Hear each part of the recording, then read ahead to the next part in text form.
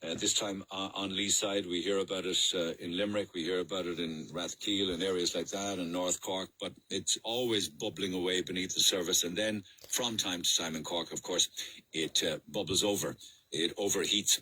Now, the guards are liaising, according to Owen English in the Examiner this morning, with traveller representatives and monitoring social media posts because of these ongoing feuds. And that's all very well, but there you have it. Remember, I was playing you that audio, that chainsaw. I'm not going to play it anymore, but that chainsaw story has gone national now at this stage, because this is the front seat passenger in the car who fires up the chainsaw of the car. Apparently, I only discovered yesterday that he fired up the chainsaw as he was driving past the Bridewell Garda station.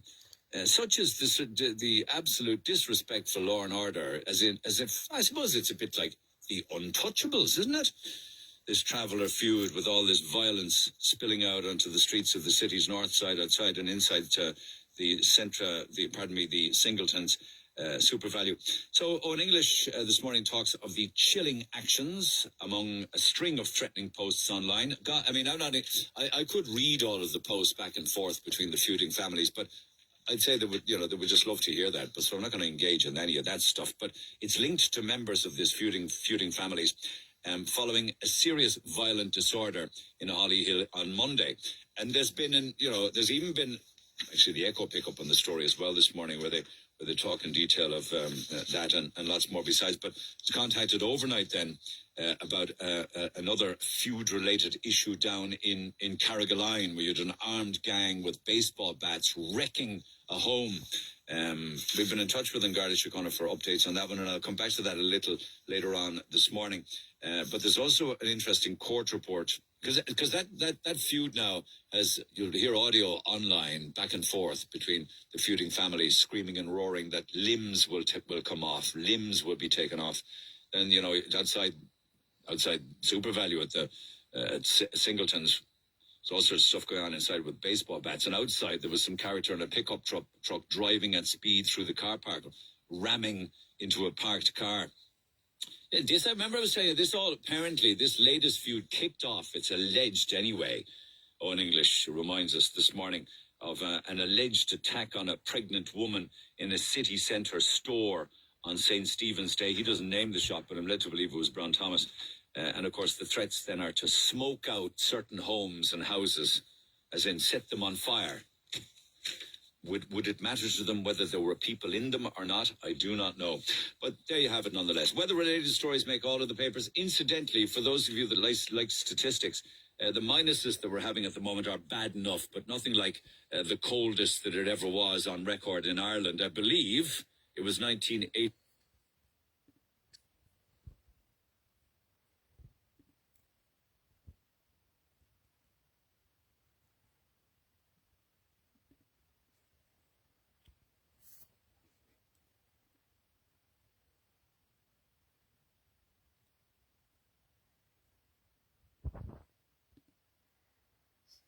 This is an ad by BetterHelp.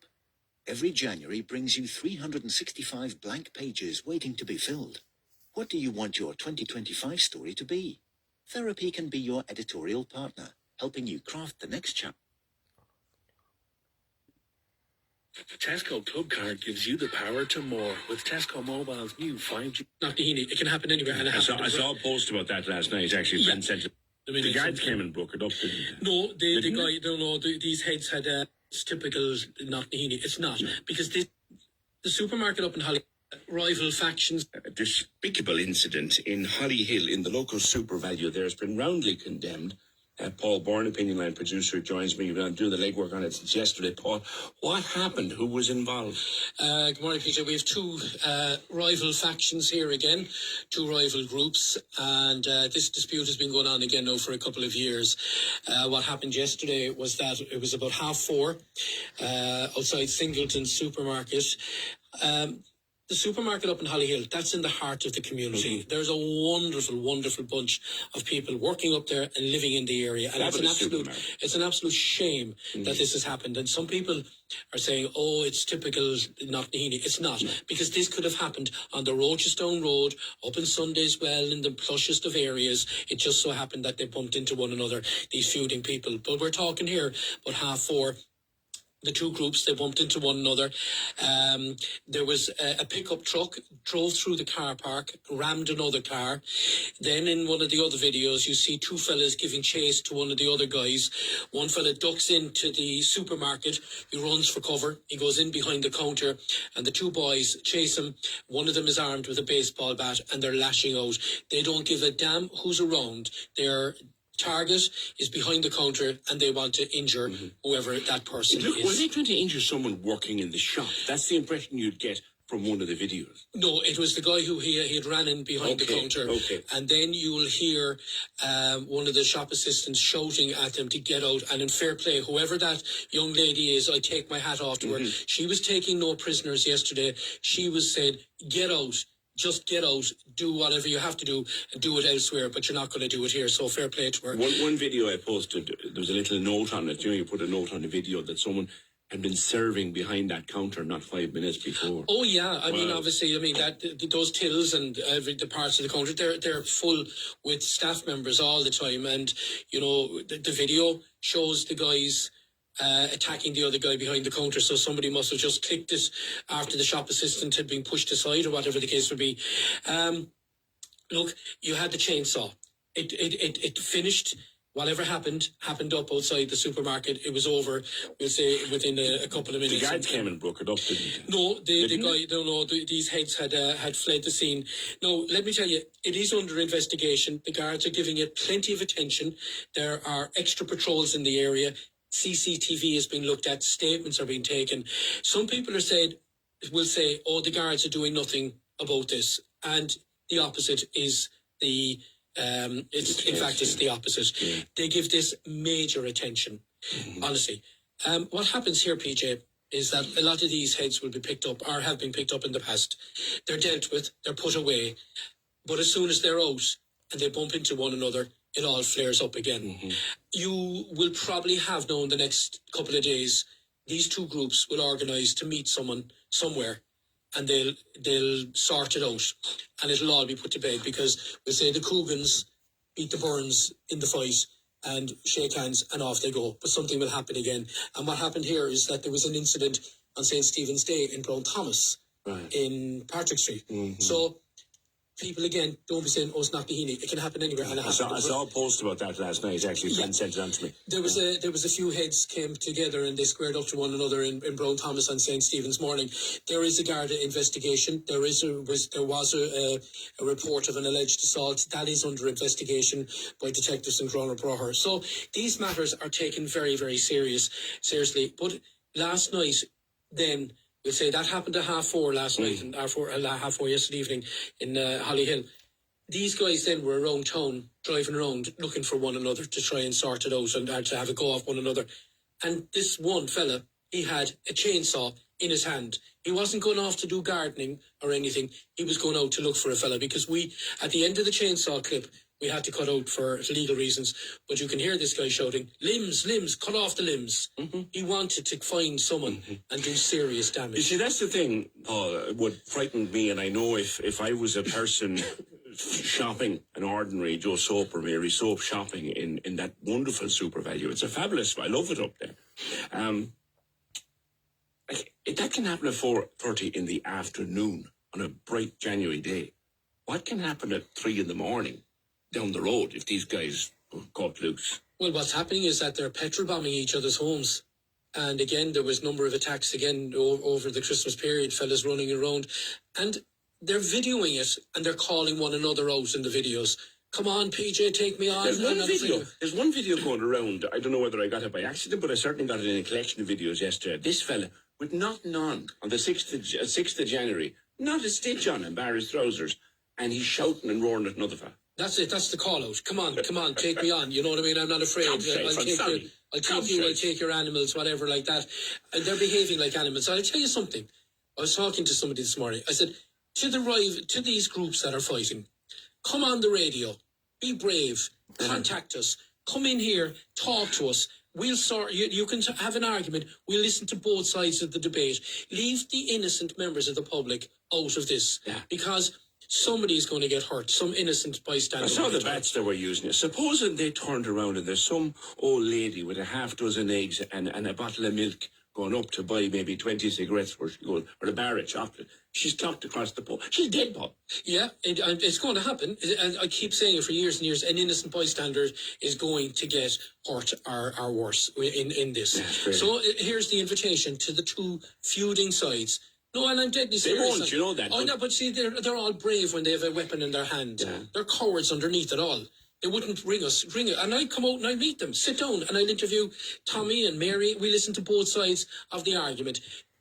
Let the people of Cork know why you're at each other's throat. Sort it out once and for all. Be brave, contact us, we'll come out and interview you. But again, just finally, thankfully, the people in SuperValue and all of the people around the area escaped injury yesterday. It's a great supermarket, and our condolences, by the way, to the Singleton family who Tom recently buried.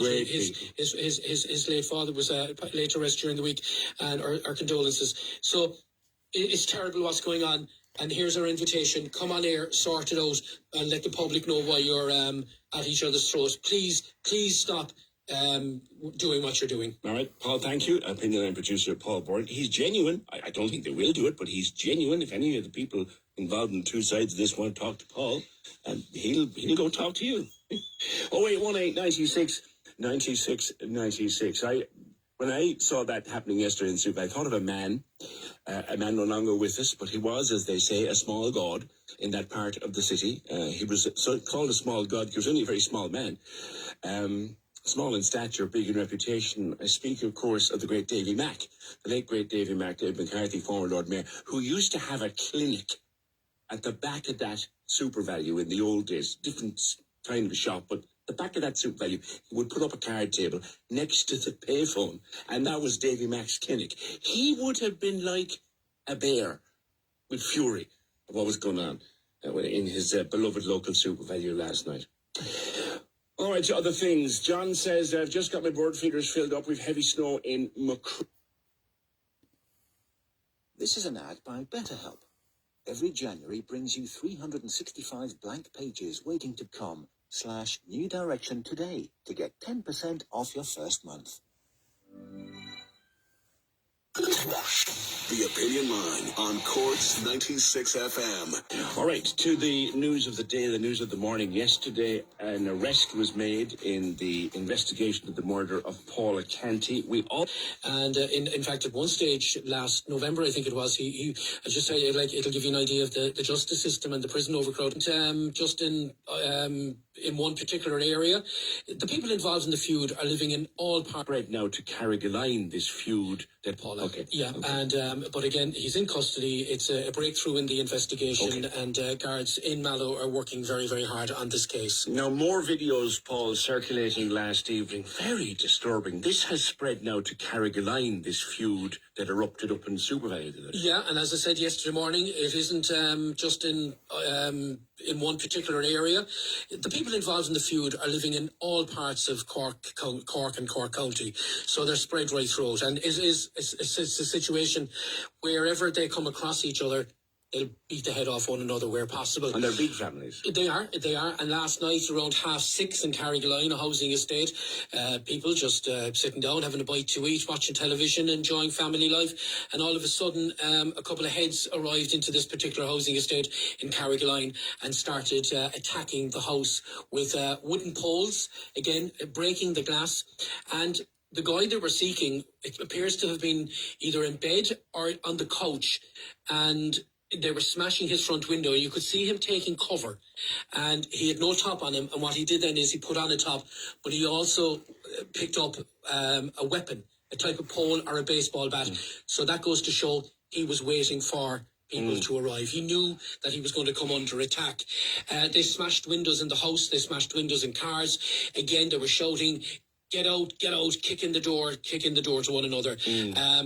You know, it lasts maybe for 2 to 3 minutes every time. But some of these guys are used to it. But for neighbours who were looking on yesterday, it was, again, absolutely terrifying. A van drives in, guys jump out. Again, kids could be around witnessing all of this. It's absolutely shocking what's going on. And the guy, incidentally, whose home was attacked, was back on social media within an hour, shouting and roaring that he was going to kill this fella and that fella and his mother and his father, and he was going to burn them out. So, in fact, there was one post last night: "We don't call police, we call family." I saw that. Now, what we're not going to do, Paul, is we're not going to name these Facebook pages, but they're perfectly open and public about it on Facebook, the two sides of this, what they're at with each other. Here's a question for you that has come in and will come in again. We can watch these videos. Yesterday morning, for example, the chainsaw. Kate texted in and said, well, you know, if you or I were going through a main part of the city brandishing a chainsaw that was roaring into life, we'd be lifted in seconds. Why aren't the guards scooping these fellas up? Well, in fairness to the guards, I mean, the guy who was arrested, though, yes. Yeah, no, but the fellow was the chainsaw last night, or the night before last. He had been involved in the incident up in Hollyhill. And, you know, he may have had the chainsaw in the car. He may have gone home for the chainsaw. I was driving through. Guards don't just, I mean, if the guards saw them, they would have pulled them in. They just didn't come to the guards' attention. I mean, yes, there are patrols and the Garda cars are out there, but, you know, the guards don't see these guys every minute of the day. No, and would but the guards have the same access to social media as you have and I have, and I'm asking just a punter question here. The guards have the same access to social media as you have and I have. You saw the video, I saw the video, we edited the video for legal reasons. The guards can see the whole thing. Is that not enough for them to knock on his door and say, come here, bud? Yes, guards monitor the social media accounts religiously. You'll go to him and you'll question him. He said, I was doing a bit of gardening. I was going down to my cousin's house to cut down the hedges. I could easily go downtown and drive around with you and I in a car, and I could start up a chainsaw. I mean, I know not everybody will do that every day. It's not something you do.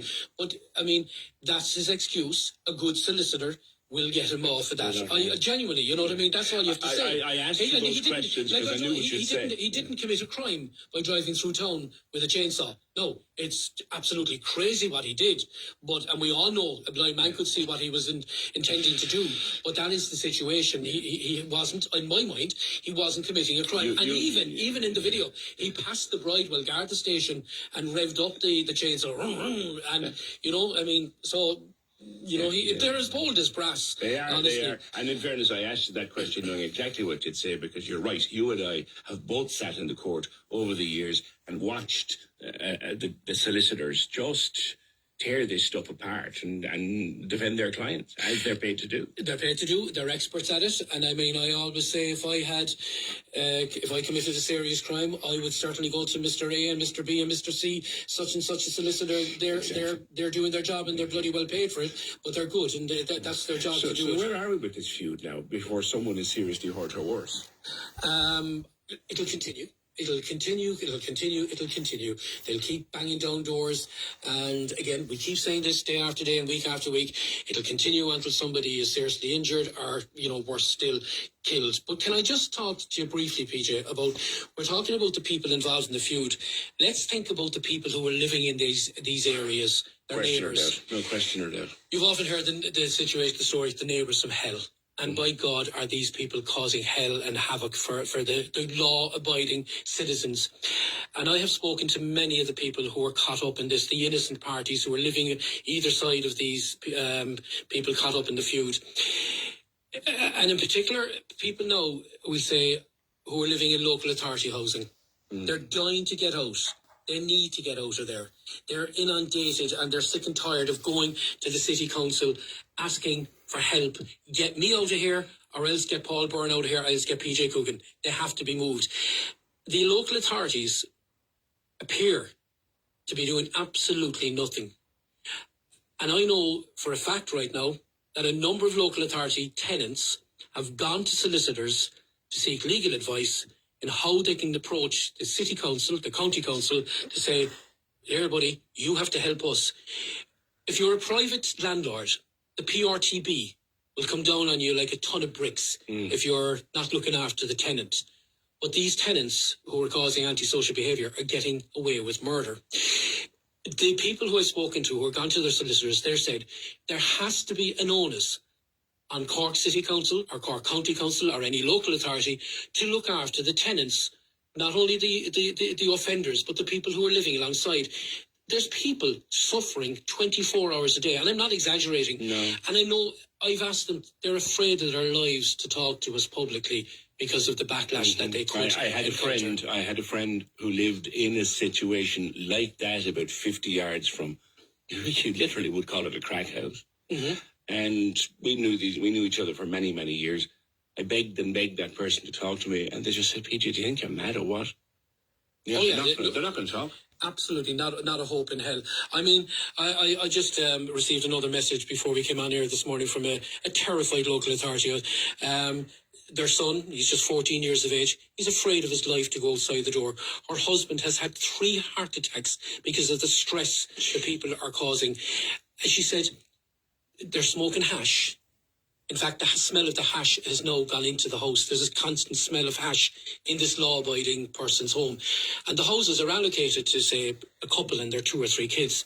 But there's 10 or 12 people living in the houses. Yeah. And the local authority are aware of it, but they appear not to be doing anything. And what is it going to take? But I think it's reaching the stage where the tenants have had enough. Yeah. And as I said, I'm not going to name solicitors, but council or tenants of local authorities are currently sitting with their solicitors and looking at taking a class action against local authorities because they're afraid they're going to be injured. They want either themselves to be transferred or the people who are breaking the law and just creating havoc, moving and before something goes wrong. It's going to, I think it's reached the stage now where people have had enough. And you are reiterating your call, and you're deadly serious. We know each other a long time for me to know you're deadly serious. If any side of this feud wants to sit down and talk to you, you'll talk to them. I will, of course. I threw that out there yesterday on air. I also put it up on Facebook last evening. A lot of people said I was like a clown to do so. But I'm serious. If anybody connected and involved in the feud wants to give their side of the story, contact us. We'll air it. There are 2 sides to every story. But these guys, they're hiding behind their valleys, their balaclavas. They're hiding behind their pitchforks. They're brave men when they're ballied up and holding a weapon. They won't talk. All right. Paul, thank you again. As always, Paul Byrne, Opinion Line producer. Thank you. 0818 96 96 96. That's a very serious and very open invitation to anybody connected with any of that stuff that's out there. Cork's 96 FM.